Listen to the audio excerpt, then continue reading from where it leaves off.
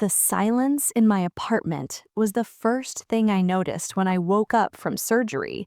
It wasn't just a lack of sound, it was a heavy, suffocating presence that seemed to fill every corner of the room. I tried to shift my weight, and a sharp, white hot pain flared up from my hip, making my vision swim for a second. I reached out, my hand trembling, searching for the glass of water I thought would be on my nightstand. There was nothing, just the cold, hard surface of the wood. My name is Maya. I'm 32 years old, a lead architect in Seattle, and for the last 10 years, I've been the invisible pillar holding up my family's crumbling world. I paid for the mortgages, the car notes, the tuition fees, and the emergencies that seemed to happen every other week. I thought I was being a good daughter. I thought I was being a supportive sister. But as I lay there in the dark, unable to even sit up without gasping for breath, the reality of my situation started to sink in. I had prepared for this surgery for months. I had specifically asked my mother, Diane, to stay with me for just 1 week. Of course, honey, she had said, patting my hand while she looked at the expensive watch I'd bought her for Christmas. Family comes first, I'll be there. But the guest bed I had carefully made up was empty. The sheets were still crisp, the pillows still fluffed and useless. I looked at the clock on the wall. 3 a.m. I had been home from the hospital for 12 hours, and not a single person had checked on me. My phone buzzed on the floor where it had fallen earlier. With a groan that felt like it was tearing my insides apart, I leaned over and scooped it up. My heart gave a tiny, pathetic leap of hope. Maybe she was on her way. Maybe there was an accident. I opened the message. It was from my mother. Maya, it read, the lawn guy is here at the house and he says the automatic payment didn't go through. It's incredibly embarrassing to have him just standing there on the sidewalk while the neighbors are watching. Can you fix the bank link? Also, Tessa needs the Lexus for a road trip to the mountains this weekend. Make sure the insurance is updated and that there's enough gas money in the glove box. Love you. I stared at the screen until the light burned my eyes. Not a single question about my surgery. Not a single, "Are you okay?" Just a bill and a demand for a car. In that moment, something inside me didn't just break, it crystallized into something cold and unbreakable. The Bank of Maya was about to go through a very permanent restructuring. By the second day, the physical pain was manageable with the pills, but the emotional fever was just beginning.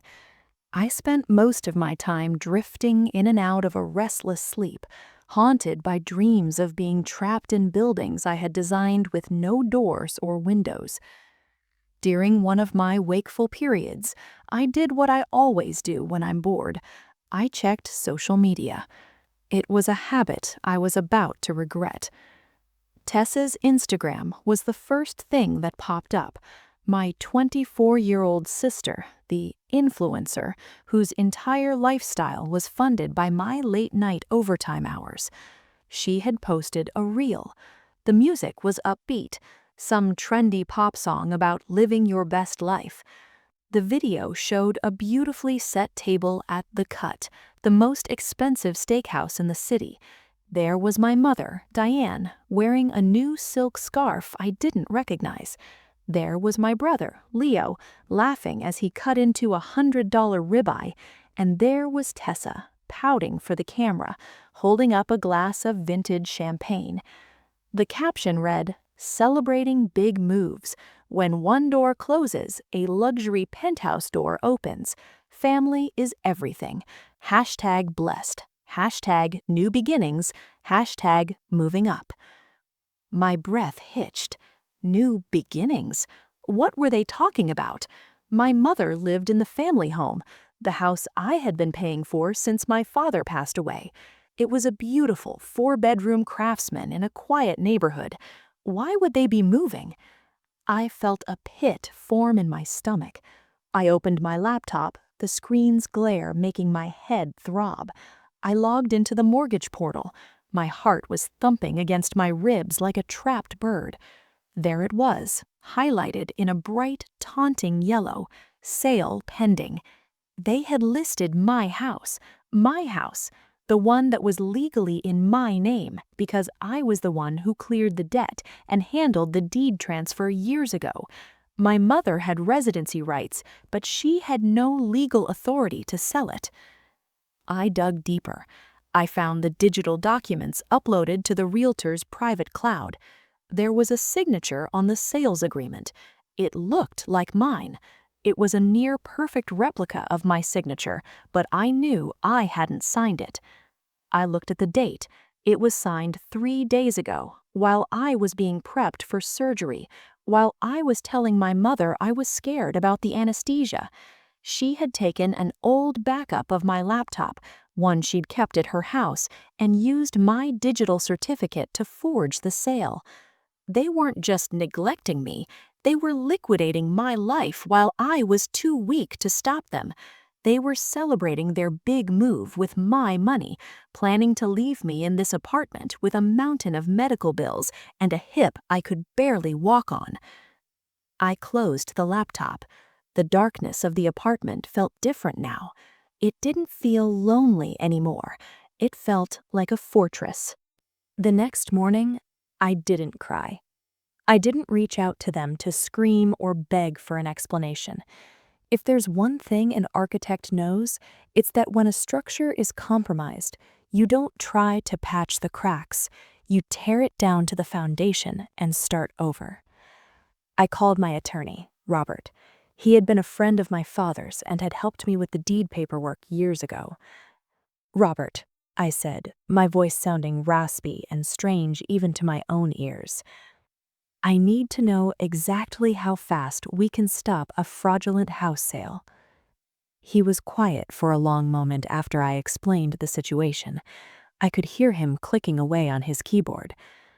"Maya, this is serious. Forging a digital signature on a property deed is a felony.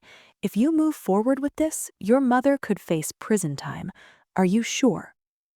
I looked at the empty glass of water on my nightstand. I thought about the lawn guy. I thought about the champagne at the steakhouse. "I'm sure," I said. "I want the sale halted. I want the realtor notified that the seller has no legal right to the property. And Robert, I want to revoke all authorized access to my financial accounts, every single one." "Understood," he said. "Consider it done. I'll send the cease and desist to the real estate agency by noon." Once I hung up, I started the digital purge. It was almost therapeutic. I logged into my primary bank account. I saw a charge from 2 hours ago, $1,400 at a boutique hotel. That would be Leo. I clicked Freeze Card. I saw a recurring payment for Tessa's high-end gym membership and her cloud storage. I clicked Cancel Subscription. I saw the car insurance policy for the Lexus Tessa was currently driving.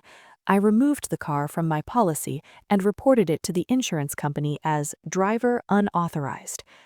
One by one, the tethers they had used to bleed me dry were being cut. I felt a strange sense of lightness despite the pain in my hip.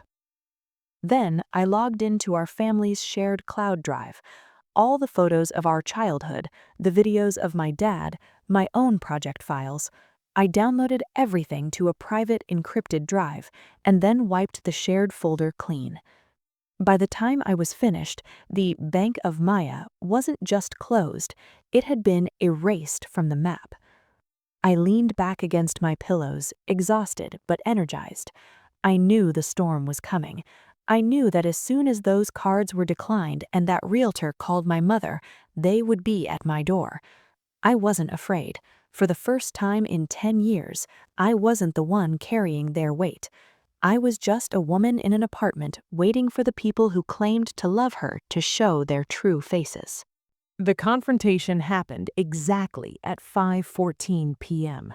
I know because I was staring at the digital clock on my microwave, wondering if I could manage to heat up some canned soup without collapsing.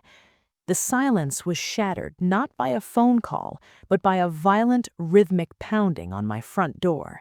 It wasn't the knock of someone concerned, it was the roar of someone who felt their property, me, was malfunctioning. I grabbed my crutches, the metal cold against my palms, and hobbled to the door. Every step felt like a needle threading through my hip. I looked at the doorbell camera monitor. My mother, Diane, was front and center, her face twisted in a mask of indignation. Behind her stood Leo, looking disheveled, and Tessa, who was, infuriatingly, holding her phone up, recording the whole thing. I opened the door just a few inches, kept the security chain on. "Maya, open this door right now!" my mother screamed. Her voice echoed in the hallway, loud enough to make the neighbor's dog start barking. "I was at the grocery store, Maya. The register clerk looked at me like I was a criminal. Do you have any idea how humiliating it is to have your card declined in front of everyone?" "The card was declined because I canceled it, Mom," I said, my voice eerily calm compared to her screeching. "And my hotel," Leo shouted, pushing his way toward the gap in the door. "They kicked me out, Maya. I was in the middle of a meeting. They said the card on file was frozen. I had to leave my luggage as collateral. What the hell is wrong with you?" "What's wrong with me?" I let out a dry, hollow laugh. "I just had major surgery, Leo. I can't walk. I can barely eat. And you're worried about your luggage at a boutique hotel I was paying for?" "You're being selfish, Maya," Tessa chimed in, her voice pitched for her audience. "Mom is crying. We are a family. You can't just cut us off because you're having a bad recovery. You're mentally unstable right now. Mom, tell her." "Maya, honey," my mother's voice shifted instantly into that manipulative soft tone she used whenever she wanted a check signed. "The medication is making you confused.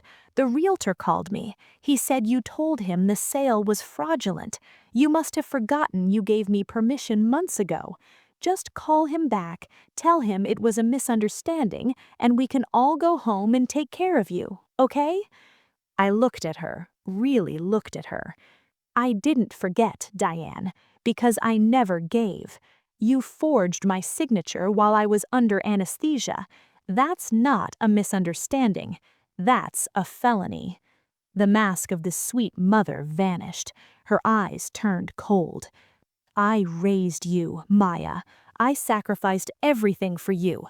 That house is as much mine as it is yours. If you don't fix this by tomorrow morning, you will regret it. We are your only family. Without us, you are nothing." I closed the door. I didn't say another word. I just leaned against the wood and listened to them scream and kick at the door for another 10 minutes before the building security finally escorted them out. That night, the internet became my judge, jury, and executioner. Tessa hadn't just been recording for her personal archives, she had been crafting a narrative. By 10 p.m., a friend from college messaged me. "Maya, have you seen this? Please tell me it's not true." It was a link to a TikTok video. Tessa was sitting on a park bench, the lighting perfectly dimmed to show the tears glistening on her cheeks. "I never thought I'd have to make this video," she sobbed, "but my family is in danger.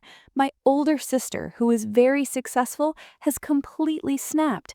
She's kicked our 60-year-old mother out of her home and frozen all our bank accounts while she's recovering from a minor surgery. She's using her money to control us, to hurt us. My mom has nowhere to go tonight. Please, if you're a fan of my journey, let her know that being rich doesn't give you the right to be a monster." The video had 300,000 views in 4 hours. The comments were a bloodbath. "Cancel her. Find out where she works. How can someone be so cruel to their own mother?" My LinkedIn was flooded with messages calling for my resignation. My professional portfolio website was hacked with the word monster written across my architectural designs. My mother called me one last time that night. I answered. "Have you seen the numbers, Maya?" she asked. She didn't sound like a crying mother now. She sounded like a debt collector. Tessa's followers are loyal. Your reputation is being shredded. This is going to follow you forever. Just sign the deed transfer over to me tomorrow, and we'll post a reconciliation video. We'll tell everyone you had a bad reaction to the meds, and we've forgiven you. It's the only way you keep your career. I sat in the dark, watching the hate comments roll in on my screen. They thought they had backed me into a corner. They thought a woman who spent 10 years calculating structural loads and building skyscrapers would be afraid of a few thousand strangers on the internet. "Diane," I said, "you always told me I was the smart one. It's time I started acting like it." I hung up and started a new project. It wasn't a blueprint for a building, it was a blueprint for their downfall. Chapter 6. The Architect's Receipts. Duration, approximate 5 to 6 minutes. I spent the next 6 hours working with a feverish intensity. If the internet wanted a story, I was going to give them the whole library. I didn't make a tearful video, I made a presentation. I used my screen recording software to create a timeline. I started with the bank statements. I highlighted every single emergency payment I'd made over the last 3 years. Leo's $5,000 investment that was actually spent at a casino.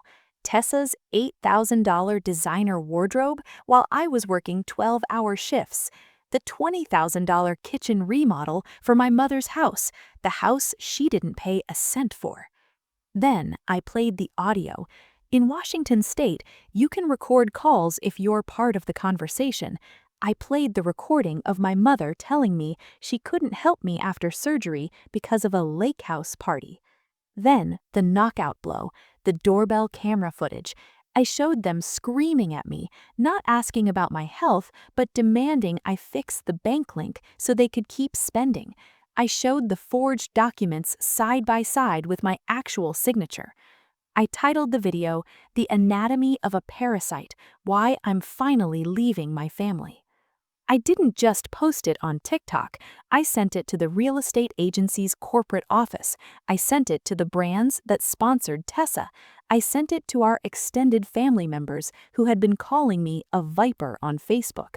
I hit post at 4 a.m. By the time the sun came up, the tide hadn't just turned, it had become a tsunami. The internet loves a villain, but it loves receipts even more. Tessa's sponsors started dropping her within the hour, publicly. "We do not align ourselves with financial elder abuse or fraud," one brand posted. The hate messages in my inbox turned into apologies. "I'm so sorry, Maya. I had no idea. You're a hero for standing up to them." But I didn't care about their apologies. I cared about the silence. My phone finally stopped ringing. For the first time in 10 years, they were afraid of me. The 30-day grace period felt like a slow-motion countdown to an explosion. Legally, I had to give them that time before the sheriff could physically remove them from the property. I stayed in my apartment, my hips slowly healing, watching the chaos unfold from a distance. My mother tried everything. She sent letters from a pro bono lawyer that turned out to be a fake. She had Leo call me from different numbers, sobbing, saying they were sleeping in the car. But I knew better. I checked the secret accounts I had discovered, the ones Diane had hidden for years. She had enough money to rent a luxury apartment for 5 years. She just didn't want to spend her money. She wanted mine. On the morning of the 30th day, I didn't go alone. I arrived at the house in a black SUV, accompanied by Robert, my attorney, and 2 uniformed sheriff's deputies. The neighborhood was quiet, but I could see the curtains twitching in the windows across the street. The perfect family was finally having their curtain call. My mother was sitting on the front porch in a rocking chair I had bought her 2 summers ago. She looked older, smaller, but her eyes were still full of that same burning resentment. Leo and Tessa were standing behind her, surrounded by a mountain of suitcases and cardboard boxes. "You're really doing this, Maya?" my mother asked, her voice cracking as the sheriff stepped onto the porch. "You're throwing your own flesh and blood onto the street in front of the neighbors?" "The neighbors already know the truth, Mom," I said, stepping out of the car. I didn't need the crutches anymore, though I still walked with a slight limp. "And I'm not throwing you out. I'm taking back what you stole. You have your own savings. You have the jewelry and the designer bags you bought with my credit cards. You'll survive." "We'll sue you for every penny," Leo shouted, stepping forward. One of the deputies placed a hand on his belt, and Leo immediately shrank back. "You can't just take the car back. I have a job interview tomorrow." "The car was reported as unauthorized use 3 weeks ago, Leo," I said calmly. "The tow truck is already on its way. And as for the house, the new owners are taking possession at noon. I'd suggest you move your things to the sidewalk now." I watched as they were forced to carry their own bags, something they hadn't done in a decade. Tessa was trying to film it, her hands shaking, but the light was gone from her eyes. She wasn't an influencer anymore. She was just a girl with a phone and a ruined reputation. As the final box was moved, I walked into the house one last time. It felt cold, hollow. I looked at the height marks we had carved into the kitchen doorframe. I looked at the spot where my dad used to sit. I realized then that a house isn't a home if the people inside are hollow. I locked the front door, handed the keys to the sheriff, and walked away without looking back. Just when I thought the dust had settled and I could finally breathe, the ghost of my past made one final, desperate attempt to pull me back into the grave. It was exactly 10 days before I was set to leave Seattle forever.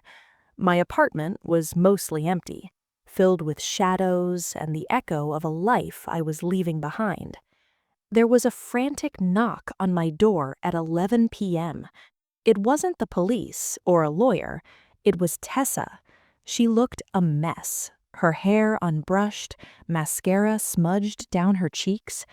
She didn't scream this time. She whispered, "Maya, it's Mom. She collapsed. It's her heart. The doctors, they don't know if she'll make it through the night. She's calling for you." My stomach did a slow, sickening flip. Despite the betrayal, despite the forgery and the lies, that one word, Mom, still had a jagged hook in my heart. I grabbed my coat and followed her to the hospital.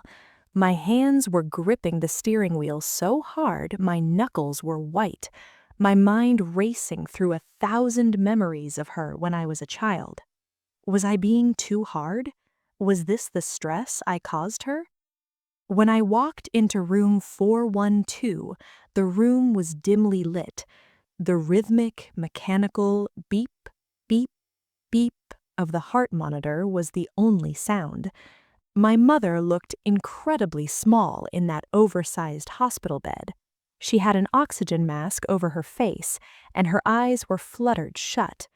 Leo was sitting in the corner, his head in his hands, looking broken. I approached the bed slowly.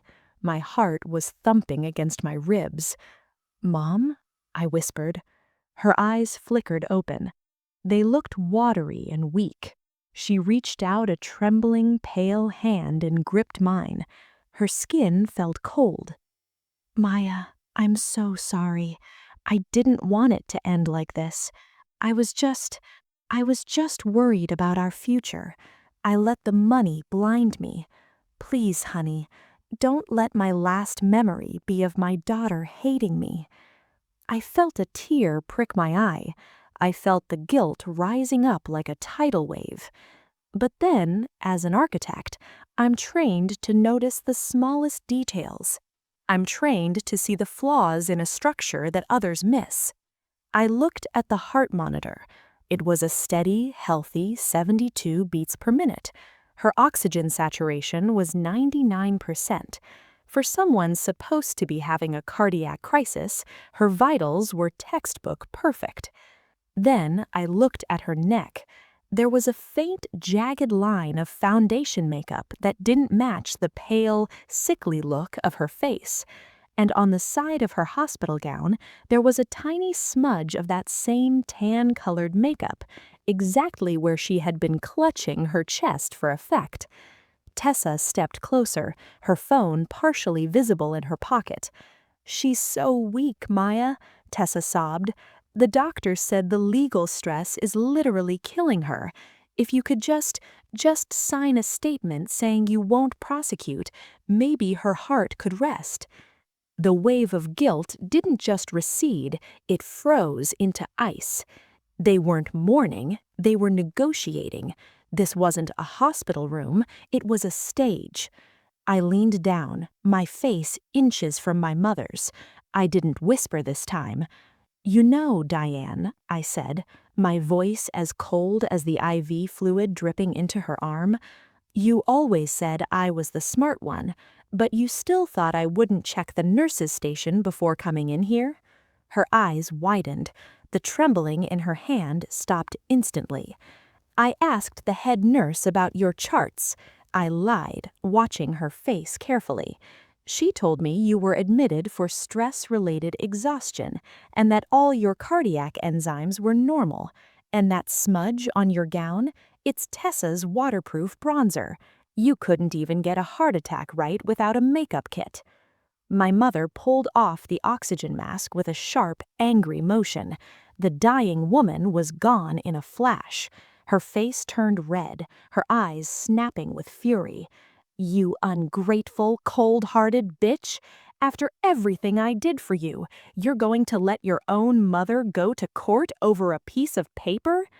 "It wasn't a piece of paper, Diane. It was my life." I stepped back from the bed. I looked at Leo, who couldn't even look me in the eye, and at Tessa, who had stopped crying and now was looking at me with pure hatred. "This was your final chance," I told them. "I came here tonight hoping, praying that for once you were actually human, that you actually cared. But you just wanted a signature. You just wanted the Bank of Maya to reopen." I walked towards the door. "The charges stand, the house is sold, and as far as I'm concerned, this room is empty. There's nobody in this bed that I know." As I walked down the long, sterile hospital hallway, I heard her screaming my name from the room, not in love, but in a desperate, ugly rage. I didn't look back. I walked out into the cool night air, took a deep breath, and for the first time in 32 years, I felt absolutely, perfectly light. 3 months later. I'm sitting on a balcony overlooking the rugged coastline of Maine.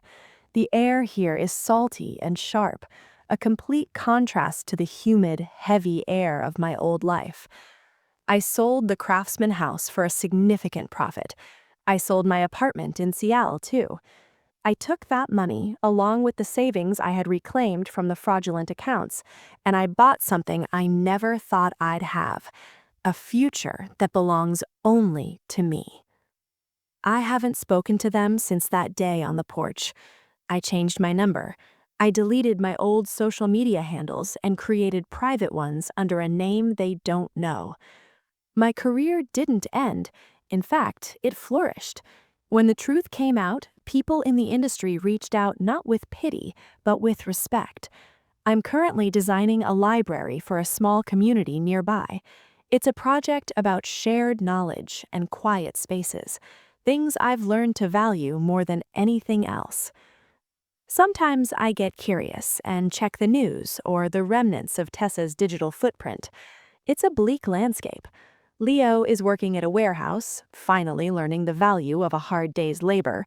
Tessa tried to start a redemption vlog, but the comments were so toxic she had to disable them within an hour. My mother is living in a 2-bedroom condo, still telling anyone who will listen that I am the villain of her story. But the thing is, I don't care. I used to stay up at night wondering if I was a bad person, I used to wonder if I owed them my life because they gave me mine. But as I watched the sun dip below the Atlantic horizon, I realized that family isn't a debt you pay off until you die. It's a partnership. And when one side stops being a partner and starts being a parasite, you have every right to cut the cord. My hip still aches a little when it rains. It's a reminder of the surgery, the silence, and the awakening. It's a reminder that I survived the people who were supposed to protect me. I take a sip of my tea and open my sketchbook. I'm not designing a cage anymore. I'm not building walls to keep people out or roofs to keep people safe who don't care about me. I am the architect of my own peace. The structure is sound. The foundation is honest. And for the first time in 32 years, the house I live in, the life I live in, is finally mine. I am Maya. I am free. And the silence, it doesn't sound hollow anymore. It sounds like freedom.